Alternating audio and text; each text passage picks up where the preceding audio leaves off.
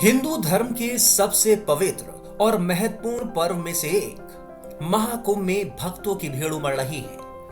इस मेले का मुख्य आकर्षण नागा साधु होते हैं। नागा साधुओं का जीवन बाकी साधुओं की तुलना में सबसे कठिन माना जाता है। इस वीडियो में हम नागा साधुओं के रहस्यमय जीवन के बारे में जानने की कोशिश करेंगे। ये जानेंगे कि आखिर नागा साधु कुंभ से पहले कहां रहते हैं और कुंभ के बाद वो कहां चले जाते हैं। अखाड़ों की शान नागा साधु होते हैं और नागा साधुओं की एक रहस्यमय और एक विचित्र दुनिया होती है। वो कुंभ के पहले कहाँ रहते हैं और कुंभ के बाद कहाँ चले जाते हैं, ये हर किसी को मालूम नहीं चलता है। हमारे साथ एक नागा साधु हैं, हम उनसे बात करेंगे। सबसे पहले गुरुजी ये बताइए कि जब आप नागा बनते हैं तो क्या कुछ रजिस्ट्रेशन होता है, किस तरीके से आप लोग नागा बनते हैं और आप लोग को दीक्षा क्या दी जाती है जब आप नागा साधु बनते हैं? ऐसे है, हम लोगों के जो नागा संस्कार होते हैं ना, तो नागा संस्कार से पहले 12-15 साल जो 20 साल जो भी है, महापुरुष के जैसे बिल्कुल रहना पड़ता है, सेवा में रहना पड़ता है। 12-15-20 साल जो भी है, फिर जब देख लेते हैं कि जो गुरु देख लेते हैं कि जो ये शिष्य भाग नहीं सकता है, ये छोड़ के जा नहीं सकता है, तो फिर वो उनको जो असली सन्यास दीक्षा जो होता है वो दिया जाता है। और सन्यास दीक्षा के लिए हमारे अखाड़े के अंदर परंपरा है, जो भी है हमारे पंचायती हिसाब से रजिस्ट्रेशन होता है, सब होता है। जैसे कोई भी कार्य करेंगे बिना कागजी कार्रवाई के कुछ नहीं होता है। हमारे पास भी जो भी है रजिस्टर होता है, फाइल होते हैं, कौन कहाँ से आया है, कौन क्या किस पद पे बैठा है, वो सब लिखा जुखा तैयार रखा रहता है हमारे पास में। जब दीक्षा दी जाती है तो क्या कुछ होता है उस दौरान?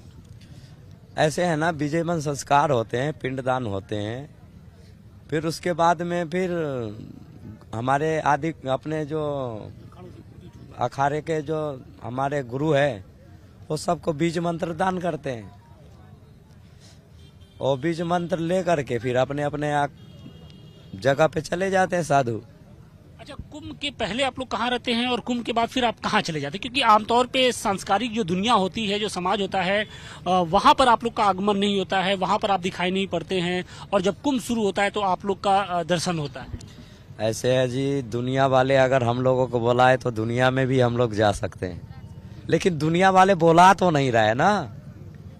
ये महाकुंभ, ये गंगा माई हम लोगों को बुलाती है तो हम लोग आ जाते हैं। अगर आप मुझे घर बुलाओगे तो मैं थोड़े मना कर दूंगा, नहीं भैया मैं नहीं आऊंगा। मैं तो जाना ही पड़ेगा, जब आप बुलाओगे तो मुझे जाना ही पड़ेगा। हमको गंगा माई ने बुलाया, हम मध्य प्रदेश से दौड़े दौड़े सीधा प्रयाग तीर्थ पे आ गए। तो आप क्या पहाड़ों कंदराओं के बीच में, गुफाओं के बीच में, कुछ लोग कहते हैं कि रहते हैं? सामाजिक जो दुनिया है उससे कटे? तो बहुत ही दूर रहते हैं, सामाजिक दुनिया से तो बहुत ही दूर रहते हैं हम लोग। समाज प्रपंच के तो छोड़ के घर संसार पूरा छोड़ करके तो मैं साधु बना है।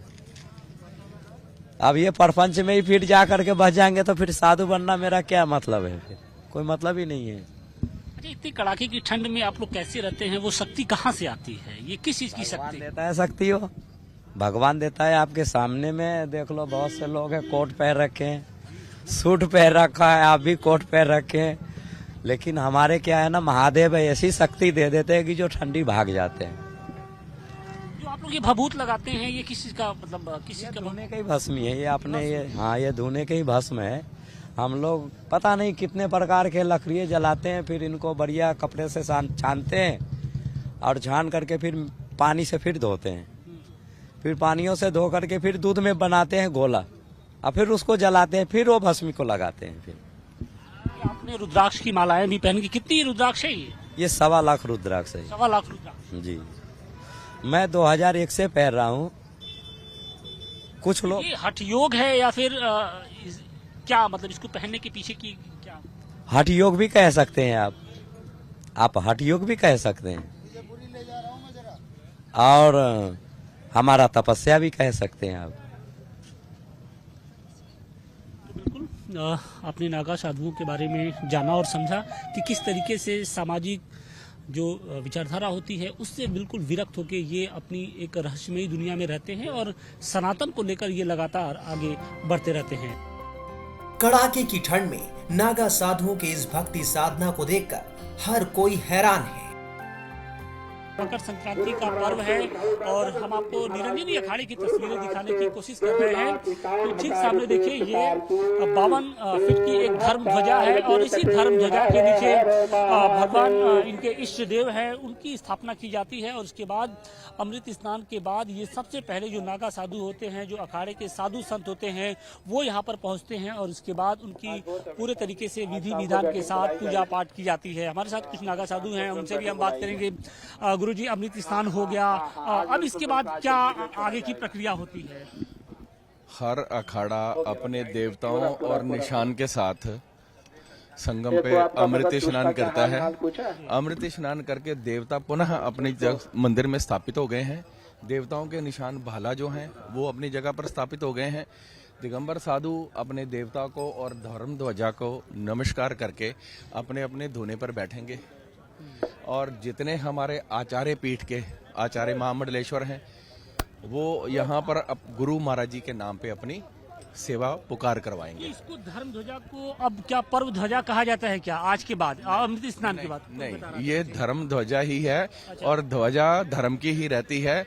मेला जब स्थापित होता है यहाँ पर तब धर्म ध्वजा जब स्थापित होती है तब से मेला हमारा प्रारंभ हो जाता है और जब तक मेला चलेगा तब तक धर्म ध्वजा जो है स्थापित रहेगी। इसी धर्म ध्वजा की परिक्रमा करके हमारे जो देवता और निशान है वो हर पर्व स्नान पे अमृत स्नान पे स्नान करने के लिए जाएंगे। आज जब आप लोग अमृत स्नान के लिए गए तो वो कौन कौन सी प्रक्रिया थी जिनका निर्वहन आप लोग की ओर से किया गया, किस तरीके से आप लोग निकले वहाँ पर? प्राचीन पौराणिक प्रक्रियाएं ही चली आ रही हैं जब से कुंभ प्रारंभ हुआ है। देवता जाते हैं, देवताओं का दुग्ध अभिषेक होता है। देवताओं के निशान जो हैं भाला, कार्तिकेय भगवान देवताओं के सेनापति हैं, इसलिए उनका जो शस्त्र है वो भाला है। हमारे 3 भाला है यहाँ पर, वो देवता का प्रतीक बन के हमारे साथ जाते हैं। सबसे पहले देवताओं का जो है वो दुग्ध स्नान होकर के मंत्रोच्चारण करते हुए यहाँ से मंत्र वेद के चलते हैं और वेद मंत्रों से ही वापस उनका पहले देवताओं का स्नान होता है, फिर भला का स्नान होता है, फिर उनके साथ जो उनकी सुरक्षा में नागा फोर्स है वो स्नान करते हैं, फिर मंडलेश्वर आचार्य मंडल के भक्त स्नान। और इसके साथ ही अब अगले 45 दिनों तक जो महाकुंभ रहेगा, कुछ इसी तरीके की प्रक्रियाएं होती रहेंगी। प्रक्रियाएं ऐसे होती रहेंगी। पर्व स्नान पे सभी अखाड़े जाते हैं अपने अपने देवता और निशान के साथ।